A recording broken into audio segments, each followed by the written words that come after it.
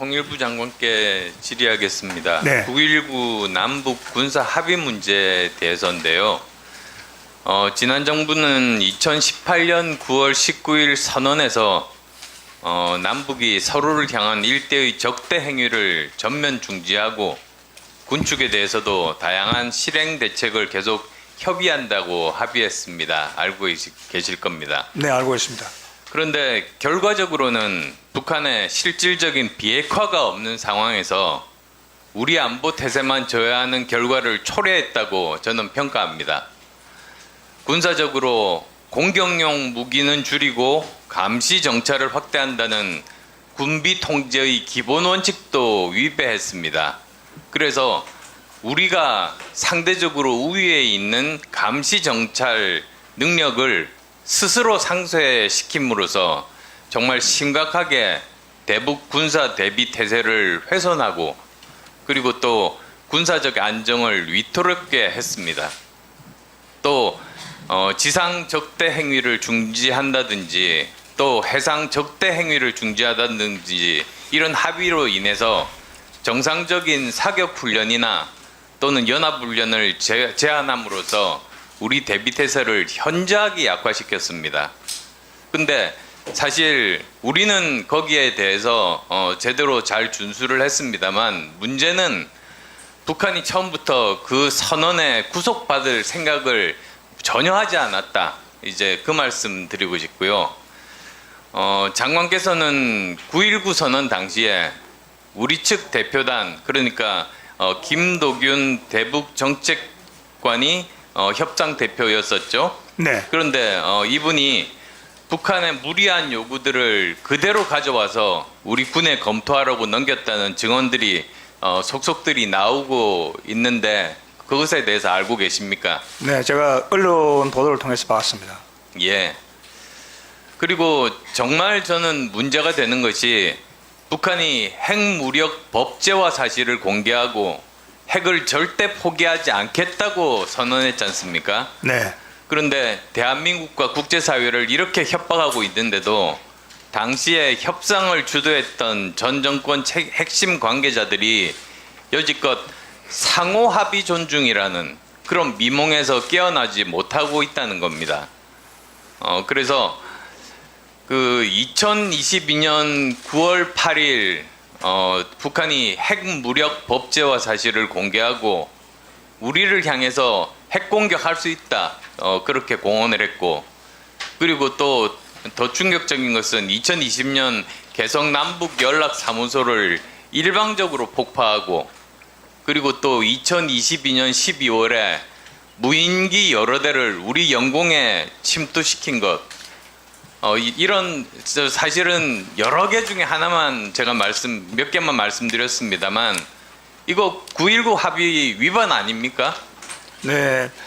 의원님께서 말씀하신 이 사항들은 남북 간 합의 정신에 명백하게 반한다 이렇게 생각합니다. 네, 장관님 말씀하신 대로 합의라는 것이 양쪽이 서로 지켜야 그것이 합의지 한쪽은 지키지만 다른 쪽은 마음대로 어긴다면 그건 합의 자체가 성립이 되지가 않는 거죠.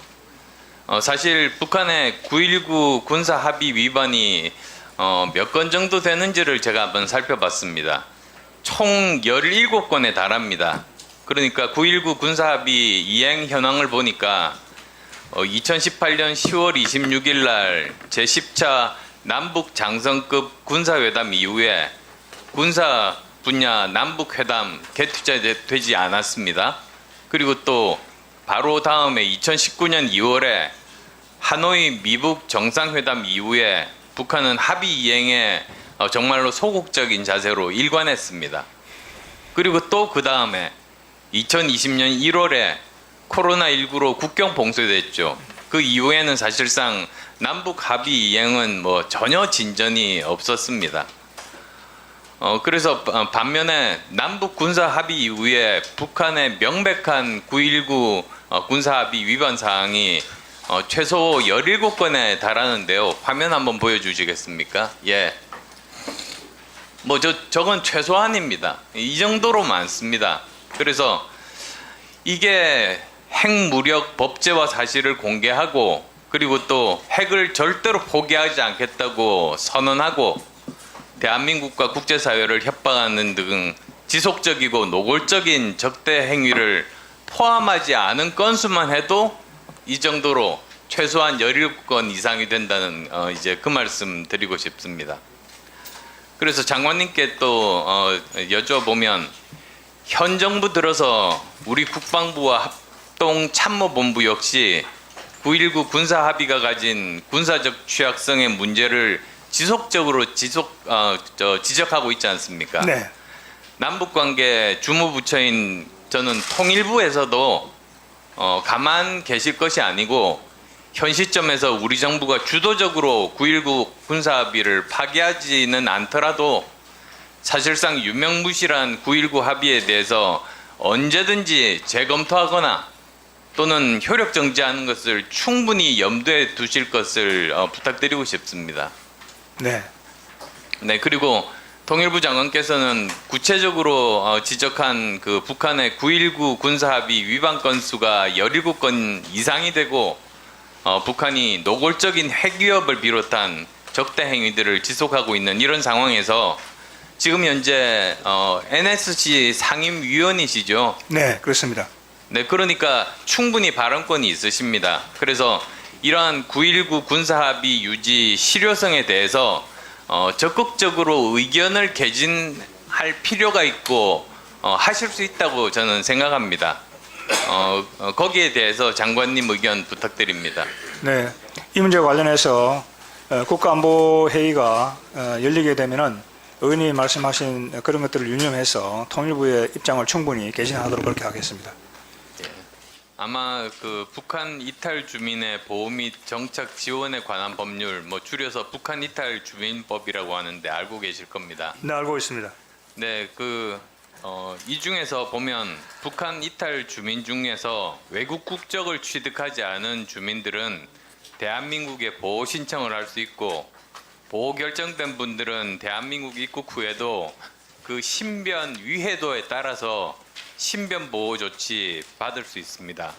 그리고 이 보호가 국정원장과 통일부 장관에게 전달돼서 국정원장은 임시 보호 조치와 보호 결정을 하고 통일부 장관은 국정원의 결정을 바탕으로 해서 그 보호 여부를 확정한다는 거 아마도 알고 계실 겁니다. 네. 신변 보호 등급의 제복 시의 직위나 경력 등 신변 위해도에 따라서 나뉘는데요. 국정원이 신변 보호 등급 및 담당 기관을 지정해서 통일부에 통보하면 이 통일부 장관께서 국방부 장관, 경찰청장에게 이렇게 협조 요청을 하도록 되어 있습니다. 화면 띄워주시겠습니까? 예. 그래서 아시다시피 등급은 가나다로 분류됩니다. 그리고 이제 가급은 고위직 종사자. 그래서 북한의 테러 기도 예상 신변 위해가 가능한 분들이고요. 나급은 신변 위해를 당할 잠재적인 우려가 있는 분들, 그리고 북한 체제를 비판하고 북한의 인권 상황을 국제사회에 알리는 활동가 분들, 그 다음에 이제 다급에 해당되는 분들은 신변 위해 위협은 희박하지만 그래도 일정 기간 보호가 필요한 북한 이탈 주민 이렇게 나뉘어 있습니다. 그런데 이제 문제는 이제 여기에 관한 법률에 서로 여러 가지 모순된 점이 있다는 겁니다. 제가 그 점을 오늘 좀 지적하려고 합니다.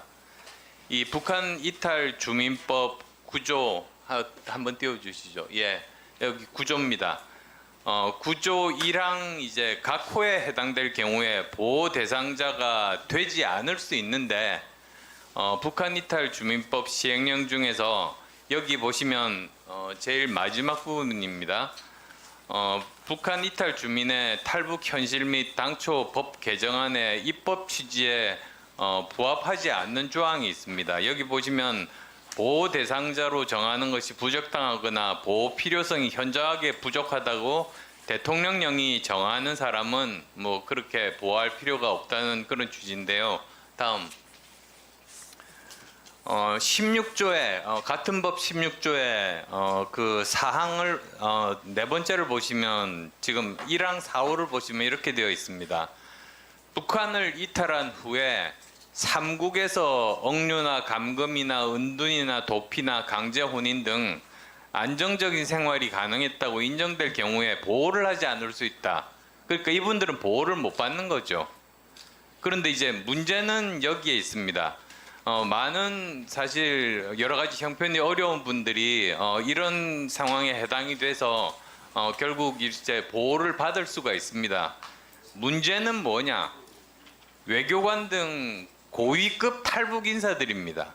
이분들은 사실은 삼국을 거쳐가지고 소위 뭐 작전을 통해서 국내 입국을 하니까 여기에 적용 대상이 안 됩니다. 즉 이 법에 따르면 보호를 받지를 못하게 그렇게 되어 있습니다.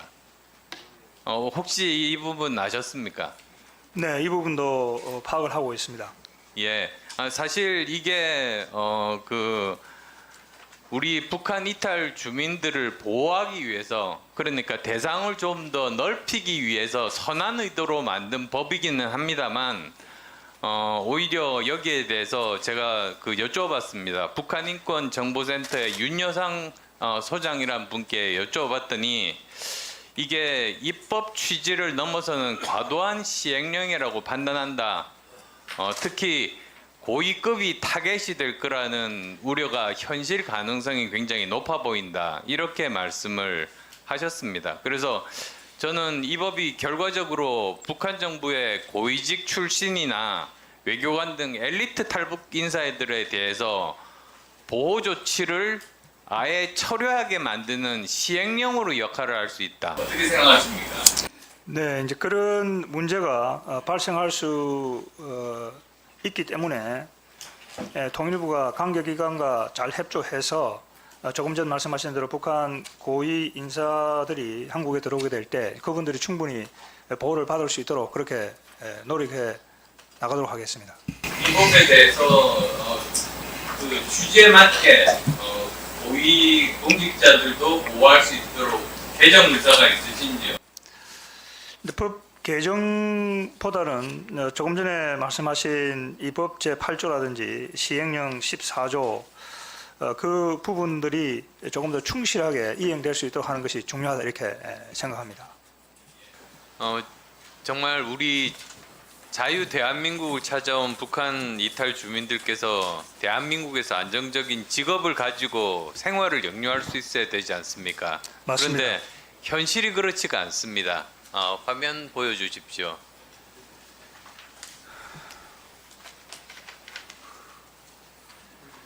예, 우리나라에서 거주하고 있는 북한 이탈 주민 수가 2022년 기준에서 33,882분에 이릅니다. 그런데 그 취업 현황이 보면 여전히 일반 국민 수준에 미치지 못합니다. 지금 현재 보면 고용률이 거의 이제 60% 정도입니다. 근데 일반 국민은 63% 정도죠. 그러니까 3.8% 정도 지금 떨어지는 걸로 나와 있습니다. 그 다음에 최근 5년간 그 월 평균 임금 현황을 보시면 2022년에 238만 4천 원인데 이것이 일반 대한민국 국민의 월 평균 임금과 격차가 49만 6천 원에 달합니다.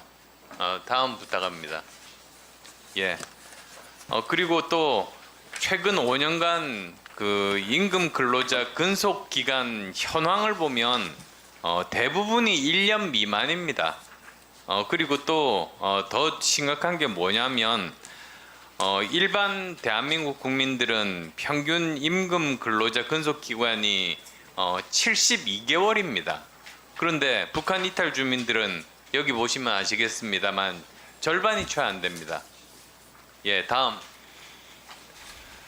그리고 또 분야별 취업 현황인데요. 뭐 보시면 금방 아실 겁니다.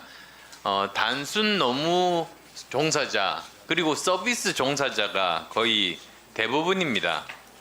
그러니까 정말 저임금 노동 현장에 그렇게 종사하고 있는 거죠. 그러면 장관께서는 이렇게 북한 이탈 주민이 일반 국민에 비해서 취업에 어려움을 보이는 사유가 뭐라고 생각하십니까?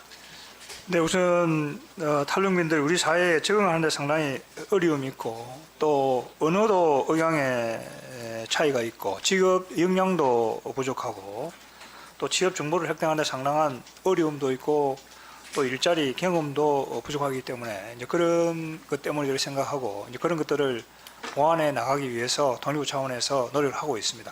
예, 사실 그래서 하나원이 필요하지 않습니까? 네. 그 하나원의 역할을 저는 좀 더 강화해야 된다고 생각합니다. 북한 이탈 주민들에 대해서 더 실질적인 직업 훈련 교육을 해야 된다. 저는 그렇게 말씀드리고 싶은데요.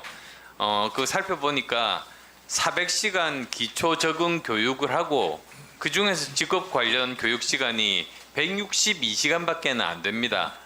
그래서 문제점을 인식을 했는지 이제 제1하나원에 돈을 들여가지고 다시 한 번 더 직업교육관을 만들었습니다. 아실 겁니다. 근데 기초직업 훈련 받은 인원 333명, 심화직업 훈련 수료한 인원 209명에 불과합니다. 그러니까 전체에 비하면 턱없이 모자라는 거죠. 그래서 비록 이렇게 우리가 직업 교육관을 만들기는 했습니다만 그 성과가 저는 미비하다고 봅니다. 그래서 이런 직업 훈련 교육에 대해서 제도를 어떻게 개편하고 그리고 또 직업 교육관 활성화를 위해서 어떤 방안이 필요할지 거기에 대해서도 고민이 필요한데 장관께서 말씀해 주시기 바랍니다. 네.